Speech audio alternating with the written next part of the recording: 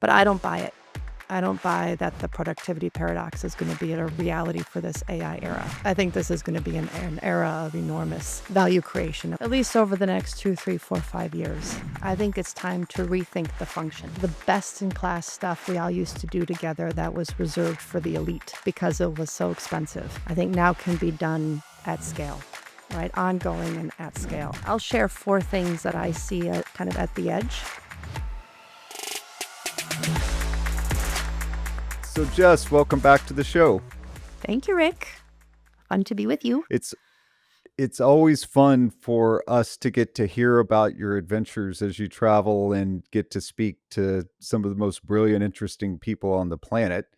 For today's discussion, I'm hoping that we can narrow our focus to AI adoption because it's such a hot topic right now. Yep. And I know that you've not only been focused on it in your conversations with clients, but you've also been focused on it uh, for our own firm. So I think it might be good for us to potentially explore both of those things a little bit. Wonderful. Well, so huge open ended question. When it comes to AI adoption, what are you seeing right now? You know what? It's early days. It's early days for the world, I think, on AI adoption. There's the whole productivity paradox that's been looming for decades, and we're seeing such an increase in spend in the world right now, both in the companies that are giving AI to the world and in all of our increased software licenses in terms of driving our own internal adoption. But I don't buy it. I don't buy that the productivity paradox is going to be a reality for this AI era. We're seeing too much rapid advancement internally in BTS in terms of the evolution of our services and the value we can provide to clients, and too much very real productivity gains and even the joy that comes for our teams and they're doing the work, for me to believe that we're not going to see the lift. And to have this, I think this is going to be an era of enormous value creation, at least over the next 2, 3, 4, 5 years. So I see it as historic. The last data I read said only about 1% of companies consider themselves an AI maturity. I was just at a conference in Singapore with a good number of Southeast Asian CEOs, and all of them unanimously agree this is not a tech problem. This is a people problem. So the whole issue right now is to drive the adoption of AI through teams and through people in ways that they can be more creative about how they do their work. So I think we are seeing some productivity gains. I think we're on the verge of breakthrough gains in different parts of the companies or different parts of the business. Um, an interesting thing is, I remember saying at the Wall Street Journal event 2.5 years ago that for the first time in my life, I'm seeing software adoption that puts smiles on the faces of our people, and that's refreshingly wonderful. And a new thing that I'm seeing our teams at least start to subscribe to is, rather than looking at the AI tools out of fear, right, in terms of will I still have a job, will I be relevant? Look at it as a way to have better work-life balance. Look at it, make that AI assistant do the things for you that aren't that fun and they can do much more quickly so you can spend your time on better things and have a better week, right, and a better month. So that would be maybe the first point is, I guess I'm not buying all the articles right now questioning if we're in another productivity paradox, and I think the breakthroughs are yet to come. I was in a meeting with one of our colleagues earlier today, and we finished what we had to do earlier. And then we went playing in ChatGPT and trading prompt ideas and learning what each other's doing. So I get and totally agree with this is the first time a software shift has put a smile on my face, and that I would choose to actually spend a little extra time with a colleague just playing with it.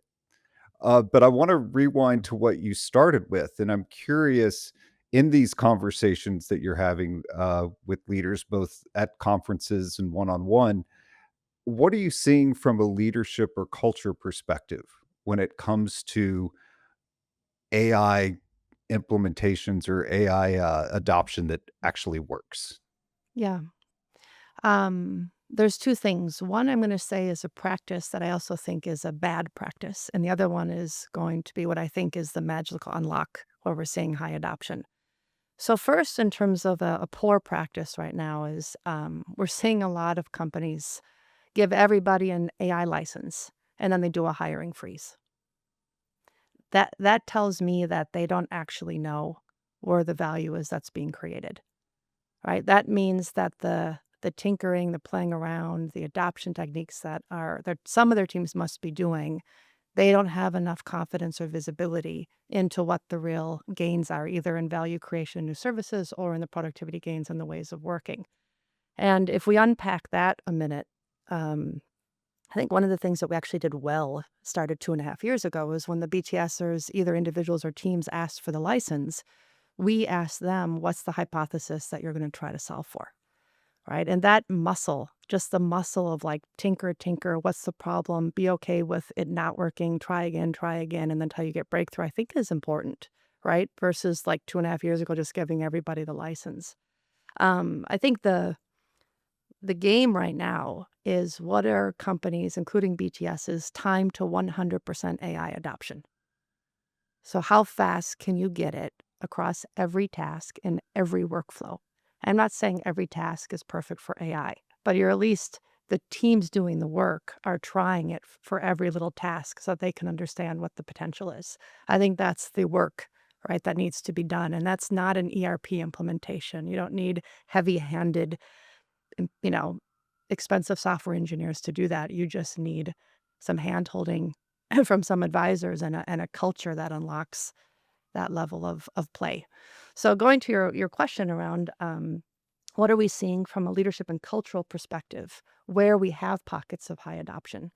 And I've been thinking about this, and our team does a lot of research because we're partnering with clients across many industries on this. And we have a bunch of from twos in terms of mindset shifts and so forth. And if you take a step back and look at them, the best way I've been able to summarize this and hear this summarized is that it's like jazz. So if you're a music lover or a music fan, when you think about jazz versus, let's say, going to the symphony, which I also love, right? The musicians in a symphony are playing, they're following along sheet music, and they're taking their cues of passion and energy and speed from the conductor who's interpreting the sheet music. To me, that's the equivalent of a really good CEO who's creating the plays for the company and telling the company to go a little bit faster, a little bit slower based on their interpretation, right, of the market. There's nothing fundamentally wrong with that. But right now, when people have the chance to retool themselves or have their own personal AI assistant and rethink how they do their work every day, it is absolutely much more like a quartet, a jazz quartet, where, yes, they're aligned to, let's say, 12 bars in general, but they have the freedom to riff off of each other, Hmm. right? And when someone tries something, someone else might be wowed by that, and then the music changes for a while everybody falls in line and builds off of that energy. So it's much more like jazz. It's much more creative. There's a lot of funky noises that are coming out, a lot of playful spirit. Um, and in a way, it's almost like you're playing jazz and someone just brought in a new instrument. Right? So if I think about the teams inside BTS who were the fastest and furthest have the fastest and furthest adoption from an internal productivity gain, and the teams who are doing it across our simulation platforms, for example, that's absolutely what it feels like. I see the tone on Slack. They're laughing, they're failing, they're riffing off each other, they're trying different vibe codings and different sequences, they're working on frameworks, and then it crashes, and they're trying again. And there's a ton of energy in those teams. It's playful, it's fun, it's hard, right? But they sense like they're on the breakthrough of coming up with a new way of working, and the team that's doing the work is the team that's doing the tinkering. Love it. I love it, and I really like the way that you think about that as a big unlocking of the mechanism of how things have traditionally gotten done. I'm curious as to what else there might be when we think of these superpowers or ways to unlock what's possible, that might be a little different than we've traditionally done things. As we look ahead at this, you could call it AI era or agentic era, we also think the ability to simulate is going to be critical to the success of companies. Or you could say differently, the ability to simulate is going to be a superpower in the AI era. And that's not just coming from a training, leadership development, learning, increasing performance perspective or driving change perspective. It's also possible because of high performance computing, right? The NVIDIA chips and other chips that are out there. I mean, if you go back and listen to Jensen Huang, even a few years ago at high performance computing conferences, he was talking about the power of a simulation culture. I just heard Mari Berra, the CEO of General Motors, speak at the Wall Street Journal conference, and she said, "Look, thanks to NVIDIA, we're simulating our factory before we spend a dime on it. And by doing that, we get an aligned view of the factory, of everything we're trying to drive in it, inch by inch, piece by piece, and we'll waste a lot less capital. It'll be done much more quickly with higher quality." So there's immense shareholder value creation by taking the time to simulate before you do something. So when we're talking about the ability to simulate as a superpower in the AI era, it's more the ability of leadership teams to be able to imagine and even experience new strategic scenarios, right? Before deciding or before setting their priorities, or being able to really think through new users and the implications of those new users on the company's operating model. Try out a new process design before you introduce it to your team, right? Simulate and look at new ways of working from every angle, and bring cross-functional teams together in that thinking so that you can have the thoughtfulness up front in the process. A simulation culture allows people to prepare for and practice when it's safe. Before you waste billions in capital or you try to get 900 different teams to work in a new way, they at least have a chance to visualize it, experience it, try it out, fail, and then go ahead and, do it for real, right? That's so I think and what's gonna happen and what's already happening is we're gonna be able to do this at the fast and at the cheap, right? Mm. And at scale. So this idea, I remember talking to one of our clients in Australia, a mining company, I think it was BHP, and they were able to reduce the time to productivity for a new like heavy machine operator, right? From like 3 years to 6 months because of high fidelity simulations, right? And certifying them through the sims as opposed to multi-year training programs. But those are super expensive, right? So now the ability to simulate for critical role readiness, to reduce the time to adopt change, to improve the performance of a team is going to be done quickly, right? And at scale and cheaply. So I think that's coming. I think it's already starting to be here and it will become louder and more critical to successful operating models of companies. Yeah, it's funny because, all the work that I've done with commercial organizations through the years, I'm always like, "You do not need to press the reset button. We need to be able to trial things before we completely change your customer's experience." And I think what you're really speaking to right now is not only can we try different things, but we can try them before we try them at all externally. We can try them all before we have to spend money so that the implications of that experimentation aren't necessarily felt outside, that decision making. Is that am I getting it?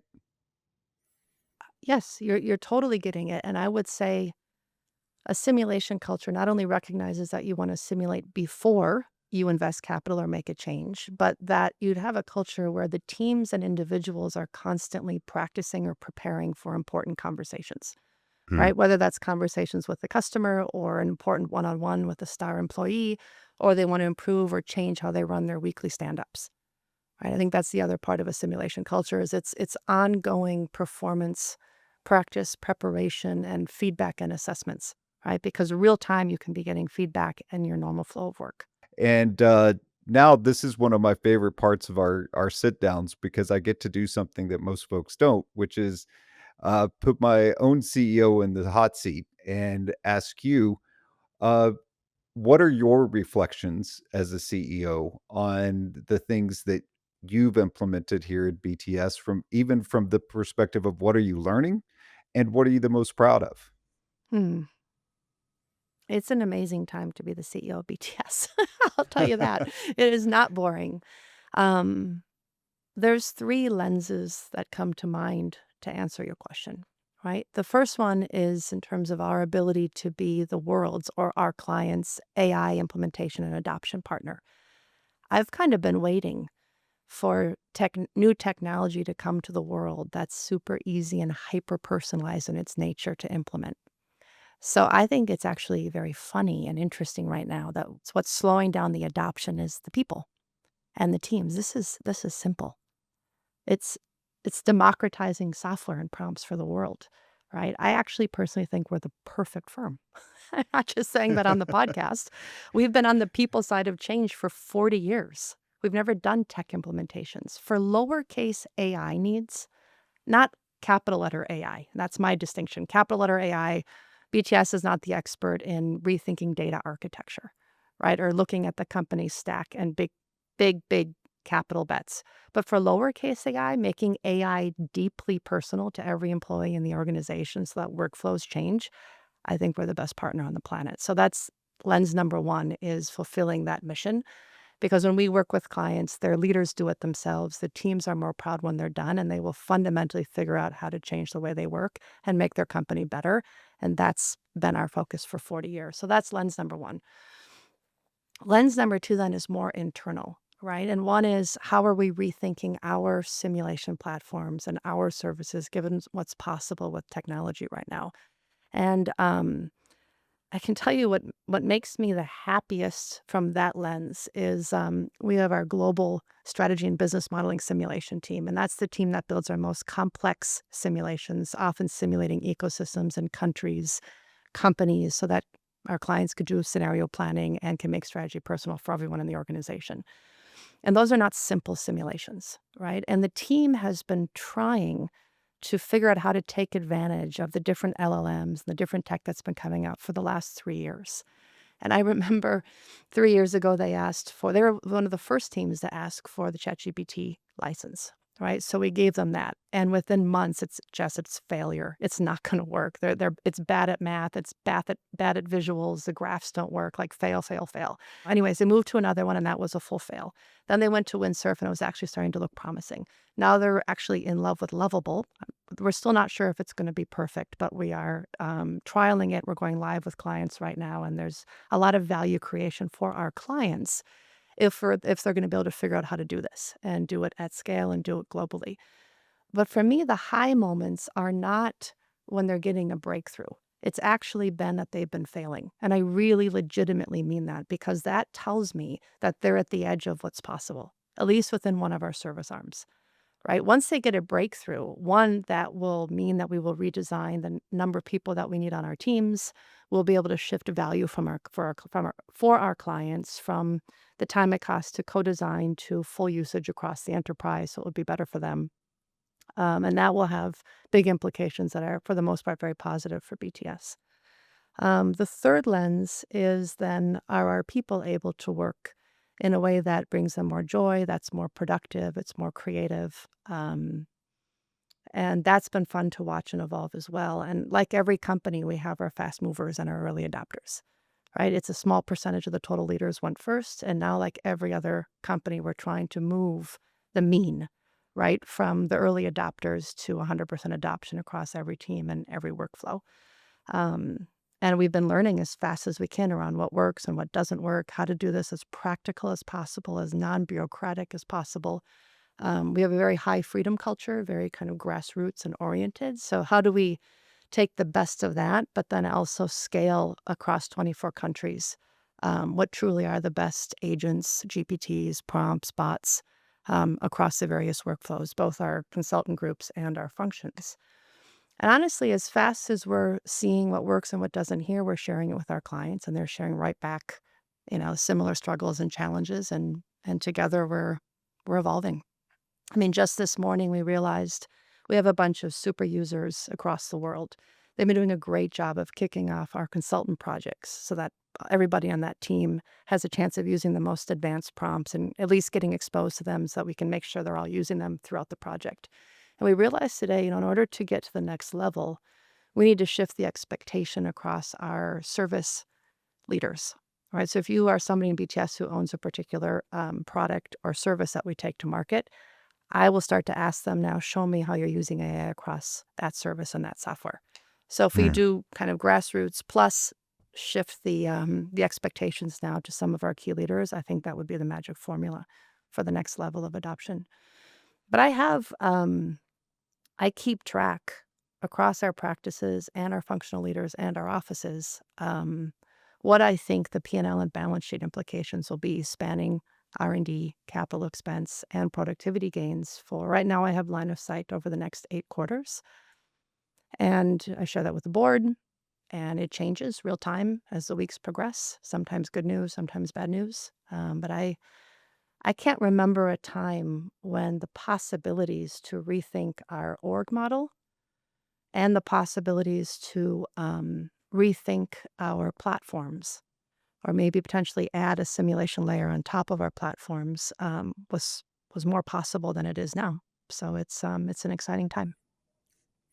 It's funny, there are 2 perspectives that you just shared there that I can't help but, put an exclamation mark behind. One being that whole concept of being excited when things fail, and I think usually when people talk about embracing failure, they talk about embracing it because now you can go find out what's next versus embracing it because it basically keeps forefront in your mind that we're continuing to push the edges and that we're not being complacent, and I think that that's Yes. a great mindset to hold. And the second one is I think so many leaders, and I do my best to kind of get my out of my BTS head in these conversations and think more broadly, would be saying, "Hey, this grassroots approach, this give everybody a chance to try thing, it's going to take too long, and there's going to be people missing out." And so things just as simple as having super users join project kickoffs, I think is something a very valuable and easy thing to add into any sort of workflow. Yeah. Yeah, I agree. I agree.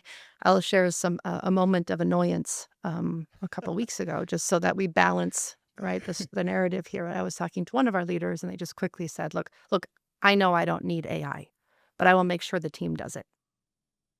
Oh.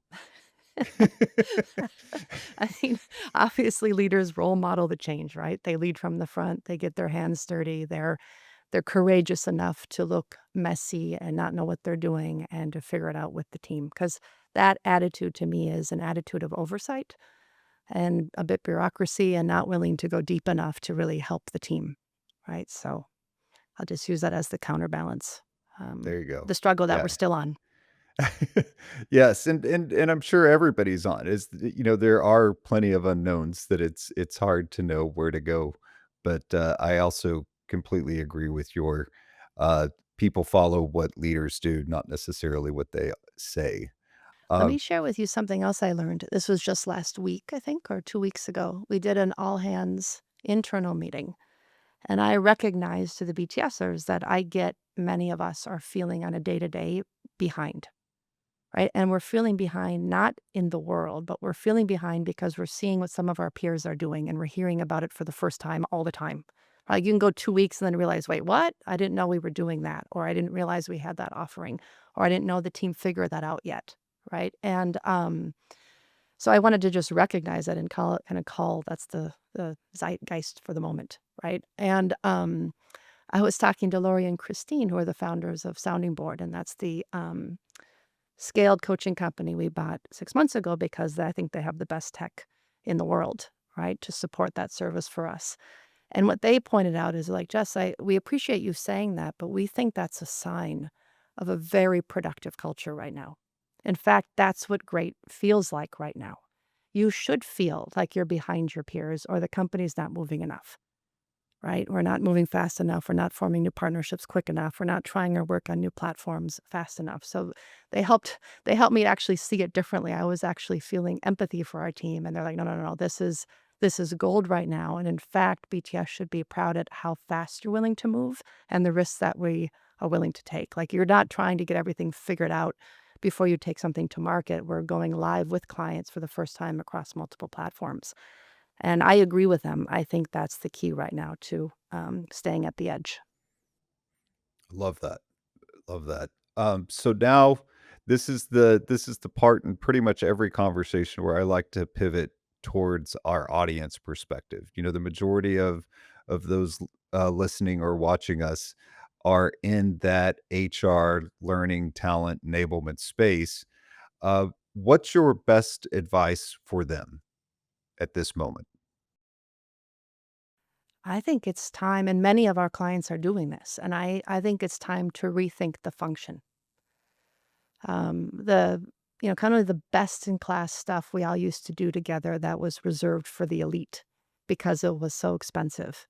I think now can be done at scale, right? Yeah. Ongoing and at scale. So I'll share four things that I see kind of at the edge right now of where we're co-innovating with some of the world's best companies.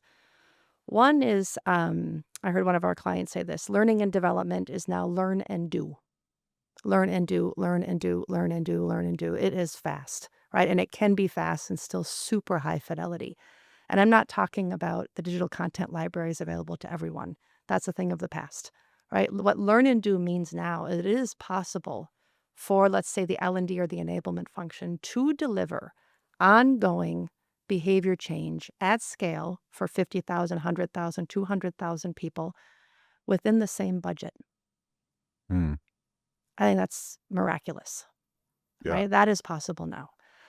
For the first time ever in the last 18 months, it means people's real working moments, a real one on one, a real customer conversation are also practice and real time assessment of capability. That's also never been possible before from our perspective, right? So that goes under the learning and development is now learn and do. A balance to that kind of speed and in the flow of work, constant practice, preparation, and assessment is I'm going to call it IRL plus, in real life plus. I heard the CEO of the holding company of all the dating apps. Imagine the ones you know. I'm not even going to list them because they all mean something, and I'm not going to realize what I'm saying. But he runs all the dating apps. They've acquired and brought them all together, and he was saying that IRL is back. That when people want to date, they don't want to do a first virtual Zoom call to meet each other, however you do it. They actually want to go on a date, and they don't want to do it alone. They want to go on a double date. So they are rethinking their offering to allow IRL, in real life first dates.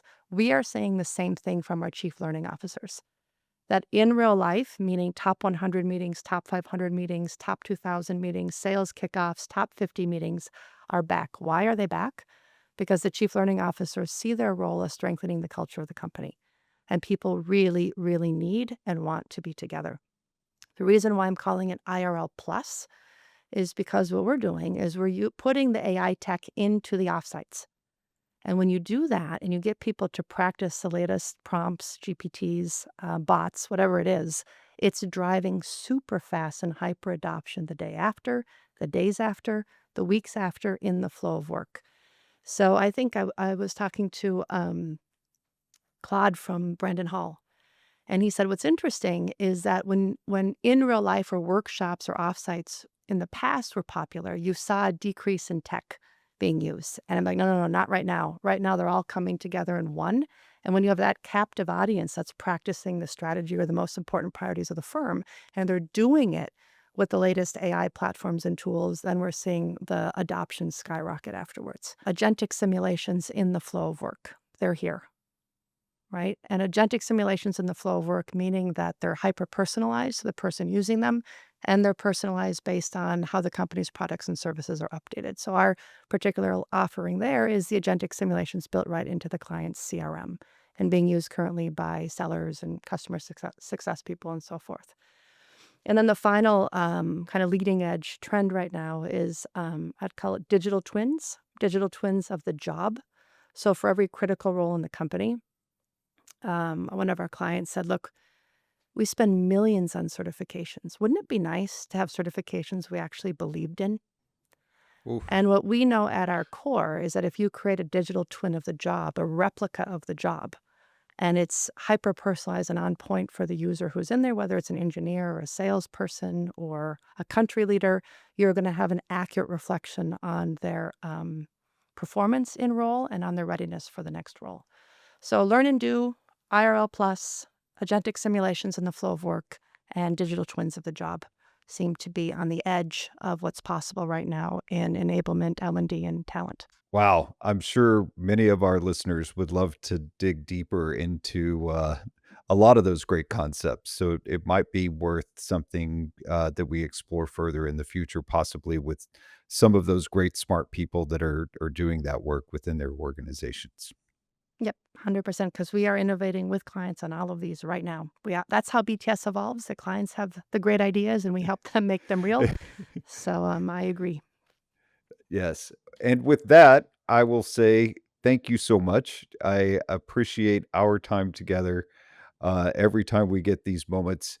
And as I reflect back if my two big takeaways, if nothing else, are I need to understand improv jazz. I need to figure out how to practice before the results are on the line. And we need to be open to things that we didn't necessarily believe were possible in the past, or doors that have always been closed are now potentially opening for us as we develop our teams. It's fair? Fair, fair. It's a historic time for sure. Beautiful. Well, thanks so much. And I'm sure we'll talk again soon. Thanks, Rick.